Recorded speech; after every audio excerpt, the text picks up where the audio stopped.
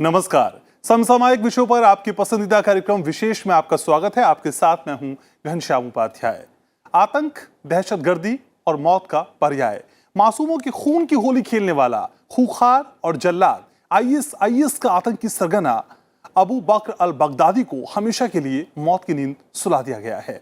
खुद अमेरिकी राष्ट्रपति डोनाल्ड ट्रंप ने बगदादी के मारे जाने की पुष्टि की है। अमेरिका पिछले कई सालों से बगदादी की तलाश कर रहा था।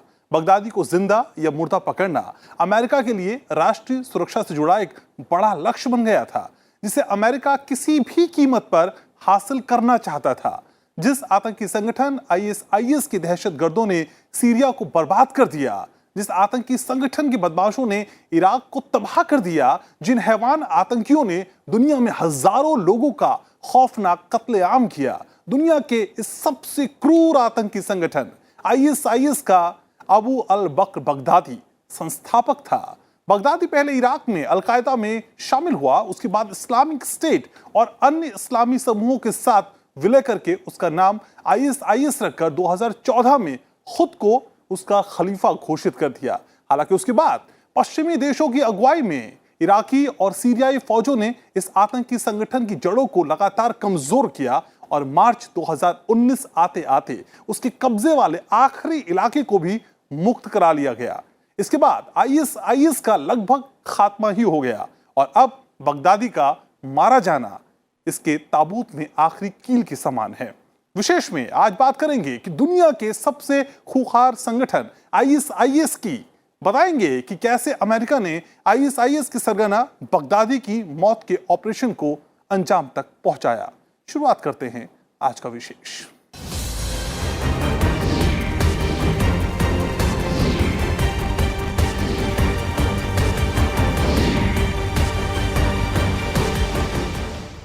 दुनिया का सबसे वांछित और क्रूर आतंकवादी अबू बकर अल बगदादी मारा गया। बगदादी आतंकी संगठन आईएस का सरगना था। बीते कुछ सालों से वो आतंक का पर्याय बन चुका था। बगदादी अमेरिका के खुफिया अभियान में मारा गया।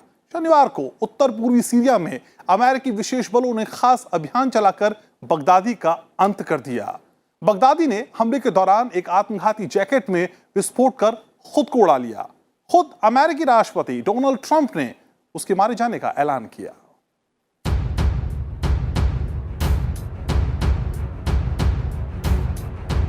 आईएस यानी इस्लामिक स्टेट का सरगना अबू बकर अल बगदादी आखिरकार मारा गया। बगदादी अमेरिकी हमले में मारा गया। अमेरिका के राष्ट्रपति डोनाल्ड ट्रंप ने 27 अक्टूबर को बगदादी के मारे जाने का ऐलान किया। ट्रंप ने कहा कि क्रूर संगठन इस्लामिक स्टेट का सरगना और दुनिया का नंबर 1 आतंकवादी बगदादी कुत्ते और कायर की मौत मारा गया। The United States brought the world's number 1 terrorist leader to justice. Abu Bakr al-Baghdadi is dead. He was the founder and leader of ISIS, the most ruthless and violent terror organization anywhere in the world.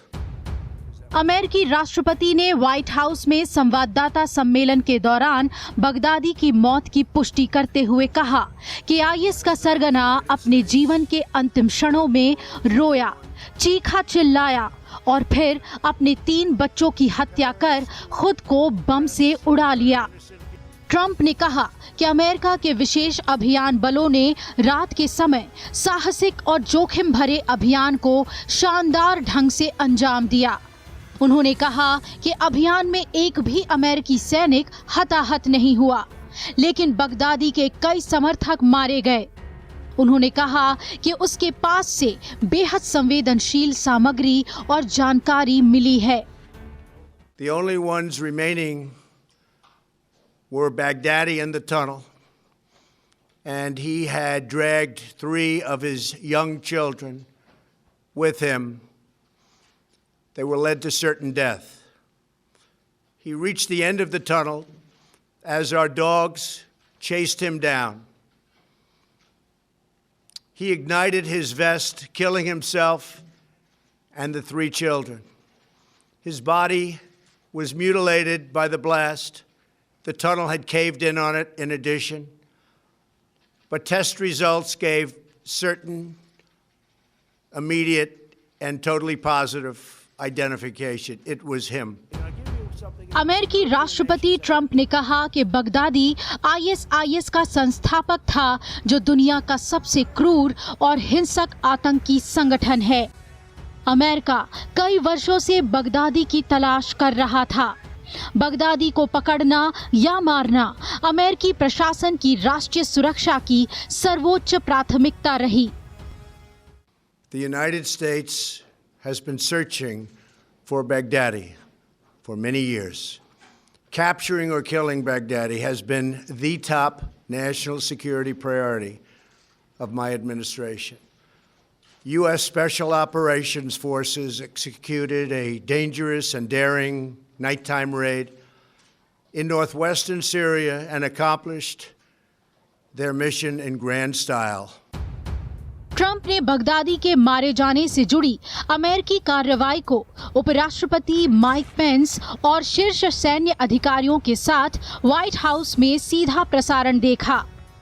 DNA जांच में Baghdadi की पहचान की पुष्टि हो गई। बीते कुछ सालों में आईएस ने लोगों पर बहुत अत्याचार किए, जिसके चलते हजारों लोगों को जान गंवानी पड़ी। पिछले 5 वर्षों में बगदादी के ठिकाने के बारे में बहुत कम जानकारी मिल पाई थी। इस दौरान कई बार उसके मारे जाने की खबरें भी आईं। ट्रंप ने अभियान में सहयोग देने के लिए रूस, तुर्की, सीरिया और इराक को धन्यवाद दिया। उन्होंने अभियान में मददगार जानकारी उपलब्ध कराने के लिए सीरियाई कुर्दों को भी धन्यवाद कहा। इस खुफिया अभियान में अमेरिकी विशेष बलों ने तुर्की के किसी क्षेत्र से उड़ान भरी थी। बीते कुछ सालों से 2.5 करोड़ अमेरिकी डॉलर का इनाम रखने के बावजूद बगदादी हाथ नहीं आ रहा था। बगदादी पहले इराक में अलकायदा में शामिल हुआ था। इराक के इस्लामिक स्टेट और अन्य इस्लामी समूहों के साथ विलय हो गया। बगदादी 2010 में समूह का नेता बन गया।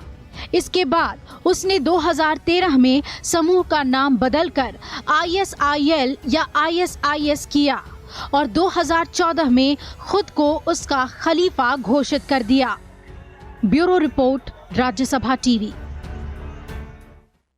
आतंकी गतिविधियों को अंजाम देने वाले संगठन आईएसआईएस का प्रभाव क्षेत्र कभी ब्रिटेन के बराबर था, लेकिन पश्चिमी देशों के साथ इराकी और सीरियाई सेना ने मिलकर उसके खिलाफ जंग छेड़ी और आईएसआईएस सिमट कर अपने खात्मे के करीब जा पहुंचा।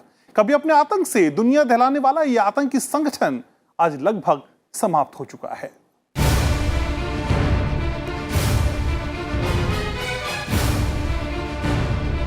दो 2014 में आतंकी संगठन आईएसआईएस का इराक और सीरिया में जितने क्षेत्रों पर कब्जा था, उसका आकार लगभग ब्रिटेन के बराबर था।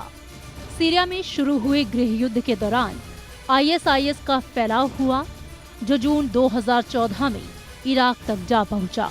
इराक में अपनी पैठ बनाने के बाद इस आतंकी संगठन ने सुन्नी प्रभाव वाले उत्तरी और पश्चिमी प्रांतों के बड़े हिस्से पर अपना कब्जा जमा लिया।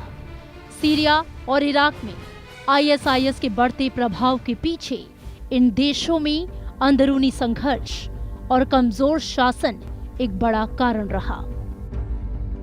देखिए, कई चीज़ें थी। एक तो पहली बात ये थी कि सीरिया इराक के इंटरनल हालात बहुत ख़राब थे। सीरिया के अंदर उस समय ये जो था अरब स्प्रिंग का ज़ोर था, डिमॉन्स्ट्रेशंस हो रहे थे और उसको में एक गवर्नमेंट काफ़ी डिफेंसिव थी। उसी समय इन्हीं ने फिर इराक के अंदर जो थी वो गवर्नमेंट बहुत ही कमज़ोर थी और आपस में शिया सुन्नी डिफरेंसेस बहुत थे, उसका फ़ायदा उठाया ये इराक के अंदर इन्हीं ने। और फिर इनको एक बहुत बड़ी जो सपोर्ट मिली वो सद्दाम हुसैन की सैनिक जो थे, जो सेना उनकी डिज़ोल्व की गई थी, उसके जो सैनिक थे जो बहुत ही ट्रेंड थे, उनकी बड़ी मात्रा में उन्हीं ने बगदादी को ज्वाइन कर लिया। ये बगदाद के ही थे, वहीं के रहने वाले थे। 2014 में इराक और सीरिया में आईएसआईएस का करीब 34,000 वर्ग मील इलाके पर कब्जा था। इराक में आईएसआईएस का आतंक 2014 में चरम पर था। तब करीब 1/3 इराक पर उसका कब्जा था। अगस्त 2014 में मौसुल और उसके बाद तिकरीत, फालुजा, रामादी, कोबानी, तलअफर और मायदीन जैसे बड़े शहरों पर इस आतंकी संगठन ने कब्जा जमा लिया। इससे पहले जनवरी 2014 में इस आतंकी संगठन ने यूफ्रेटस नदी के किनारे बसे कई शहरों पर भी कब्जा किया, जिसमें इराक की सीमा से सटा मायदीन शहर भी था।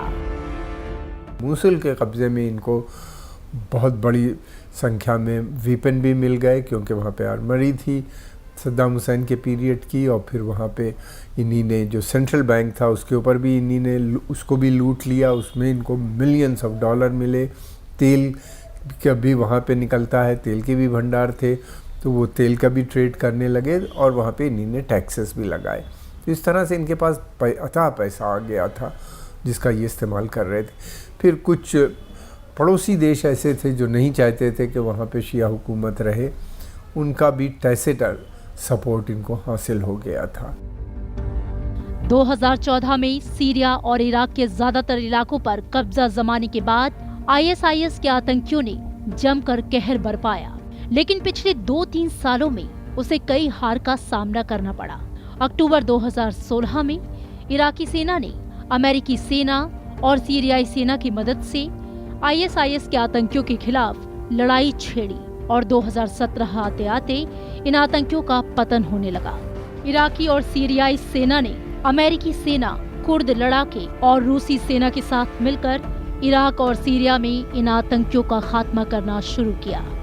जुलाई 2017 में इन सेनाओं ने मिलकर मौसुल से आईएसआईएस के आतंकियों को खदेड़ दिया। इसके बाद रक्का शहर पर भी कब्जा कर लिया। सीरिया के रक्का शहर से आईएसआईएस का सफाया होने के बाद ये आतंकी संगठन लगभग खात्मे के करीब पहुंच गया। इसके बाद अमेरिका समर्थित सीरियाई कुर्द और अरब लड़ाकों ने इन इलाकों पर कब्जा जमा लिया। देखिए, अमेरिका ने वहाँ की जो इराक की सेना थी उसको ट्रेनिंग दी थी। फिर उसके बाद सीरिया में तो रशियंस का ज़्यादा बड़ा रोल था और इराकी अमेरिकन फोर्सेस के पास भी थोड़ा सा उनका भी रोल था।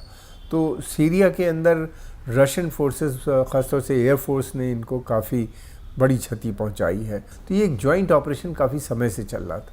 इराक के अंदर शिया मलेशिया जो बनाई गई थी उसका बहुत बड़ा रोल था, क्योंकि इराकी आर्मी बहुत ज़्यादा ट्रेंड नहीं थी। इस तरीके से ये सब ने मिल के इनके खात्मे में काम किया, जिसमें अमेरिका भी था, रशिया भी था, सीरिया भी था, कुर्द भी थे सीरिया के अंदर जो लड़ रहे थे इनसे। फिर उसके अलावा Iraqi government organisations, Iraqi organisations, तो तमाम एक जॉइंट एफर्ट थी। इराकी सुरक्षा बलों ने नवंबर 2017 में इराक में आईएसआईएस के कब्जे वाले आखिरी शहर रावा पर भी अपना नियंत्रण कायम कर लिया।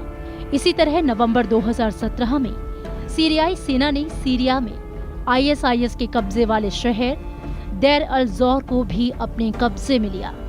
इसके बाद साल 2019 के मार्च में सीरिया में अमेरिका समर्थित बलों ने पूर्वी सीरिया में इस्लामिक स्टेट यानी आईएसआईएस के कब्जे वाले आखिरी इलाके बगौज गांव को भी अपने कब्जे में ले लिया।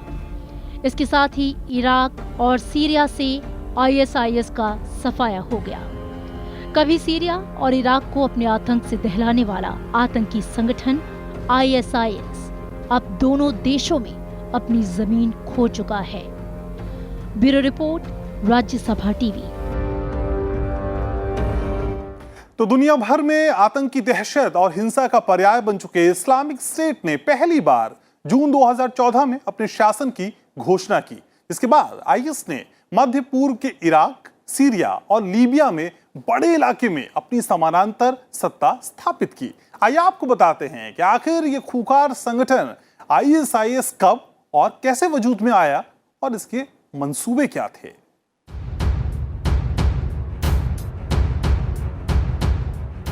बर्बरता, जनसंहार, अपहरण, नृशंस हत्याओं की वजह से आईएसआईएस बीते कुछ सालों में अचानक पूरी दुनिया की निगाहों में आया। इसका पूरा नाम Islamic state of Iraq and Syria है। हालांकि इसे Islamic state of Iraq and Levant भी कहा जाता है। अरबी भाषा में इस संगठन का नाम है अल दौततुल इस्लामिया फिल इराक वल शाम, यानी इराक एवं शाम का इस्लामी राज्य। शाम सीरिया का प्राचीन नाम है। माना जाता है कि इस संगठन का गठन अप्रैल 2013 में हुआ और इब्राहिम अव्वद अल बदरी उर्फ अबू बकर अल बगदादी इसका मुखिया था। एक जमाने में ये दुनिया का सबसे अमीर आतंकी संगठन था, जिसका बजट $2 अरब से ज्यादा था। देखिए, ये वजूद में जब अरब स्प्रिंग चल रही थी उसी समय, उसी के बाद ये सब संगठन बने हैं। बिन लादेन के मरने के बाद जो स्प्लिट हुई उसमें निकला। बिन लादेन की जो पॉलिसी थी वो उसमें बेसिकली पॉलिसी ये थी कि वो अमेरिका के ख़िलाफ़ ख़ास तौर से उनकी ऑपरेशन चलते थे। ISIS का कहना ये था कि हम जो हैं पहले अरब देश में जो ख़ासतौर से इराक और सीरिया जहाँ पे शिया वर्चस्व है, शिया हुकूमतें बन गई हैं, इसको हटा के हम वहाँ पे अपनी बनाएंगे। अबू बकर अल बगदादी ने 29 जून 2014 को ऐलान किया कि वो खलीफा है, जिसमें तमाम धार्मिक और राजनीतिक शक्तियां निहित हैं। इसी दौरान संगठन का अपना औपचारिक नाम इस्लामिक स्टेट यानी IS रखा। इसका दावा था कि वो दुनिया की तमाम मुस्लिम आबादी वाले क्षेत्रों को सीधे अपने नियंत्रण में ले लेगा। इसके बाद धीरे धीरे लेवांट क्षेत्र यानी सीरिया के ज्यादातर इलाकों में इस संगठन का अधिकार हो गया। इस दुर्दांत आतंकी संगठन ने जॉर्डन, फिलिस्तीन, लेबनान, कुवैत, साइप्रस, नाइजीरिया और तुर्की में भी अपने नेटवर्क का दावा किया। IS के पीछे कौन लोग थे, इसे लेकर कई भ्रांतियां भी फैली। कुछ लोगों ने इसे सीरिया में अल-कायदा की एक शाख माना। ये भी कहा गया कि यह एक स्वतंत्र संगठन है जो इस्लामी सरकार के गठन का प्रयास कर रहा है। इराक संकट से जुड़ी एक थ्योरी भी सामने आई। कहा गया कि इराकी फौज से निकाले गए सद्दाम हुसैन के वफादार इस संगठन से जुड़ गए। सीरिया के कई विद्रोही संगठनों का नाम भी ISIS से जुड़ा। इनमें से कई ऐसे थे जिन्हें असद सरकार से लड़ने के लिए खुद पश्चिमी देशों ने हथियार मुहैया कराए थे। देखिए, बात ऐसे है, उन्होंने अपनी आइडियोलॉजी को उनको वहाँ पर भेजने का प्रयास किया। और जो ISIS का है, जो उनकी आइडियोलॉजी है, जो ये एक इस्लामिक कैलिफेट बनाएंगे और उस कैलिफेट में चाहे वो नाइजीरिया में जैसे वो बोको हराम है, तो वो इन्हीं का अल-कायदा का ही दूसरा रूप है और वहाँ पर वो काम करते रहे हैं। फिर दूसरी जो उन्होंने बात कही, उन्होंने लोन वुल्फ एक जो कॉन्सेप्ट है उसका भी इजाद किया, जो अलग आदमी बिना किसी अपने साथ संगठन के साथ एक अलग आदमी वहाँ पर जाकर कोई ना कोई आतंकी घटना करता है, जिससे कि लोगों के दिल में दहशत बैठ जाती है, लोगों के दिल में भय बैठ जाता है। ब्रिटेन के पूर्व प्रधानमंत्री टोनी ब्लेयर ने इराक युद्ध को इस्लामिक स्टेट के उदय की वजह माना। 2015 के मार्च महीने में अमेरिकी राष्ट्रपति बराक ओबामा ने भी इस बात का समर्थन किया। 2014 में इस संगठन के पास करीब 10,000 लड़ाके थे। कुछ लोग इस संख्या को 20 से 35,000 तक मानते हैं। इनमें सीरियाई और इराकी नागरिकों के अलावा कम से कम 90 देशों के आतंकी शामिल रहे हैं। इनमें कई ऐसे भी थे जिन्होंने हाल ही में धर्म परिवर्तन किया और कट्टरपंथी विचारधारा से प्रभावित थे। इस संगठन ने अपनी स्थापना के साथ ही दहशत की नई इबारतें लिखी। जिस इलाके में ISIS के आतंकी घुस गए, वहां दहशत का बोलबाला रहा। विदेशी नागरिकों, खासकर पत्रकारों को अगवा कर उनका सरकलम करना, लूट, अपहरण, बलात्कार, बंधक बनाई गई महिलाओं को सेक्स स्लेव्स के तौर पर इस्तेमाल जैसे कुकृत्यों के लिए ये संगठन दुनिया भर में कुख्यात हुआ। इसकी विचारधारा से प्रभावित होकर दुनिया भर में आतंकी घटनाओं को अंजाम दिया गया। यह इराक में हमेशा से सुन्नी मुस्लिम का डोमिनेशन रहा है, सत्ता हमेशा से उन्हीं के पास रही है और वहाँ पे इराक जो है इस पूरे क्षेत्र का एक बहुत बड़ा मुल्क है, बहुत पावरफुल मुल्क है वहाँ के ऊपर। और वहाँ पे अमेरिका सद्दाम हुसैन को हटाने के बाद से वहाँ के सुन्नी मुसलमान जो थे, ख़ास तौर से लीडरशिप जो वहाँ पे थी, और उसको बहुत क्षति पहुँची। इराक और सीरिया में इस संगठन ने लूट और सरकारी संपत्ति पर कब्जा करके भारी दौलत इकट्ठा की। तेल के अवैध कारोबार पर कब्जा करके इस संगठन ने समानांतर अर्थव्यवस्था खड़ी की। आरोप लगा कि तुर्की, दुबई और इजराइल के कई अवैध कारोबारी इस संगठन को कारोबारी मदद मुहैया करा रहे हैं। लेकिन ISIS का काला साम्राज्य ज्यादा दिन नहीं चल पाया। 2015 में ईरान के सैन्य सलाहकार इराक और सीरिया में दाखिल हुए। इससे पहले अमेरिकी वायुसेना के सहयोग से इराकी सेना ने ISIS को खदेड़ना शुरू किया। इधर सीरिया में रूसी विमानों की बमबारी में ISIS का तेल सप्लाई नेटवर्क खत्म हो गया। Bureau report, Rajya Sabha TV. ISIS ने अपने अस्तित्व में आते ही हत्या और बर्बरता का नंगा नाच करना शुरू कर दिया। आइए दिखाते हैं IS की बर्बरता की वो दास्तां जिसे इस संगठन ने बीते कुछ सालों में अंजाम दिया। जब ये संगठन बना तब से लेकर अब तक हर साल इसने सैकड़ों हजारों लोगों को मौत के घाट उतार दिया।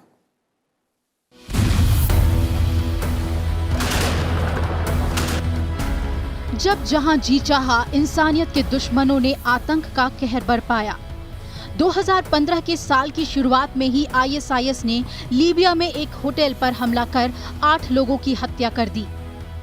जनवरी महीने में ही मिस्र के ISIS चैप्टर ने सिनाई में बम धमाका कर 24 जवानों, 6 पुलिसकर्मियों और 14 लोगों की हत्या कर दी। मार्च 2015 में ट्यूनीशिया में एक म्यूजियम में हुए हमले में ISIS आतंकियों ने 22 लोगों की हत्या कर दी, जिसमें ज्यादातर यूरोपियन सैलानी थे। मार्च में ही ISIS ने यमन की शिया मस्जिद पर हमला कर 130 लोगों की जान ले ली। मई 2015 में सऊदी अरब की एक शिया मस्जिद में ISIS आतंकियों ने हमला कर दिन में नमाज पढ़ रहे 21 लोगों की हत्या कर दी। वहीं जून 2015 में ट्यूनीशिया में एक बंदूकधारी ने होटल में ब्रिटिश सैलानियों को निशाना बनाकर हमला किया, जिसमें 40 लोगों की मौत हो गई। जुलाई में ही तुर्की में ISIS के एक स्थानीय लड़ाके ने एक कल्चर सेंटर पर हमला कर 32 लोगों को मौत के घाट उतार दिया। वहीं अक्टूबर महीने में ISIS ने रूस के एक पैसेंजर विमान को मिस्र के ऊपर हमला कर मार गिराया। इस हादसे में 224 लोगों की मौत हो गई। और नवंबर 2015 में 13 नवंबर को ISIS आतंकियों ने पेरिस और उत्तरी इलाके में सिलसिलेवार हमले किए, जिसमें 129 लोगों की मौत हो गई। 6 दिसंबर 2015 में संगठन ने एक बम विस्फोट कर यमन के गवर्नर सहित उनके 6 सुरक्षा कर्मियों की हत्या कर दी। ये हमला यमन के मुख्य शहर अदेन में हुआ था। ये बहुत सख्त पनिशमेंट देते थे, पब्लिकली बिहेडिंग करना, ले जाके उसकी गर्दन काट देना। यही नहीं बल्कि इन्हीं ने एक जॉर्डन के जो वहाँ का एक पायलट था, वो उसको अरेस्ट कर लिया था। उसका हेलीकॉप्टर या प्लेन था, गिर गया था। उसको ये पिंजड़े में बंद करके ये लेके आए पब्लिक में, और पिंजड़े के चारों तरफ आग लगाई और जला के उसको मारा। सैकड़ों औरतों को इन्हीं ने गोली मार के पब्लिकली मार डाला लोगों को। इनका जो निज़ाम था, वो जो इन्हीं ने इस्टेब्लिश किया था खिलाफत, उसका जो निज़ाम था वो बहुत सख्त था। 2016 में भी IS के खूनी खेल का सिलसिला जारी रहा। IS ने जनवरी 2016 में सबसे बड़ा हमला कर शियाओं के पवित्र धार्मिक स्थल दमिश्क की साइदा जैनब मस्जिद पर हमला किया, जिसमें 60 लोगों की मौत हो गई। मार्च 2016 में बेल्जियम की राजधानी ब्रसेल्स में एयरपोर्ट और मेलबीक मेट्रो स्टेशन पर हुए हमले में 31 लोगों की मौत हुई और 220 लोग घायल हो गए। 1 जुलाई 2016 को IS ने साल के दर्दनाक हमले को बांग्लादेश की राजधानी ढाका में अंजाम दिया। स्थानीय होली आर्टिसन बेकरी पर हुए हमले में 17 विदेशियों और हमलावरों समेत कुल 28 लोगों की मौत हो गई। वो उनके विरुद्ध जो भी थे, उनके जो दुश्मन थे, उनको वो डेजर्ट में ले जाकर, रेगिस्तान में ले जाकर अलग करके उनका गला एकदम चाक कर देते थे, और गला ऐसे चाक करते थे जिससे बिल्कुल वो धड़ से अलग हो जाता था। तो ऐसी जघन्य और ऐसी हॉरिफाइंग इमेजेस तो सबके जहन में हैं। और फिर कैसे जो वहाँ पर यजीदी औरतें थी, उनको उन्होंने अपना स्लेव, सेक्स स्लेव बनाकर रखा है। 2017 में ISIS की ताकत धीरे धीरे कमजोर पड़ने लगी, लेकिन उसने अपने हमला करने की रणनीति में बदलाव किया। तुर्की, इराक, अफगानिस्तान, पाकिस्तान और सीरिया में हमले कर सैकड़ों लोगों की हत्याएं करने के बाद आईएसआईएस आतंकी ने मार्च 2017 में लंदन के माउंट वेस्टमिंस्टर ब्रिज फुटपाथ पर 5 लोगों को ट्रक से कुचल डाला। 2017 के मई में ब्रिटेन के मैनचेस्टर अरीना में हमले में 22 लोगों की मौत हो गई और करीब 60 लोग घायल हुए। जून 2017 को 3 हमलावरों ने लंदन ब्रिज पर 8 लोगों को कुचल डाला। इस साल आईएस ने फ्रांस, कनाडा और अमेरिका में कई हमलों की कोशिश की, लेकिन ज्यादा नुकसान नहीं हुआ। 2018 में आईएसआईएस का एक तरह से सफाया हो गया, लेकिन इसके बावजूद इस दुर्दांत संगठन ने इराक, अफगानिस्तान में हमलों के साथ ही रूस के दागिस्तान में एक ऑर्थोडॉक्स गिरजाघर में हुई गोलीबारी की भी जिम्मेदारी ली। 25 जुलाई 2018 में दक्षिण सीरियन प्रोविंस के सुवाइडा के यूएन ऑफिस में फिदाइन हमला कर 166 लोगों की जान ले ली। जिम्मेदारी आईएसआईएस ने ली। 16 जनवरी 2019 सीरिया के मानबिज में एक भीषण धमाके में 4 अमेरिकी नागरिकों की मौत हो गई और 10 लोग घायल हो गए, जिसकी जिम्मेदारी आईएसआईएस ने ली। आईएसआईएस अपने खात्मे के करीब होते हुए भी गाहे बगाहे बड़े हमले करने में कामयाब रहा। इसलिए पूरी दुनिया को शांति कायम होने तक सतर्क रहने की जरूरत है। Bureau report, Rajya Sabha TV.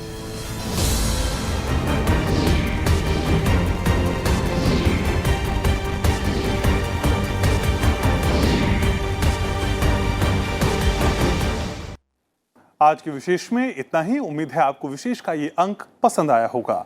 आप हमारा ये कार्यक्रम YouTube पर भी देख सकते हैं, जहां हमें आपकी प्रतिक्रियाओं और सुझावों का बेसब्री से इंतजार रहता है। देश दुनिया की तमाम खबरों के लिए देखते रहिए राज्यसभा टीवी।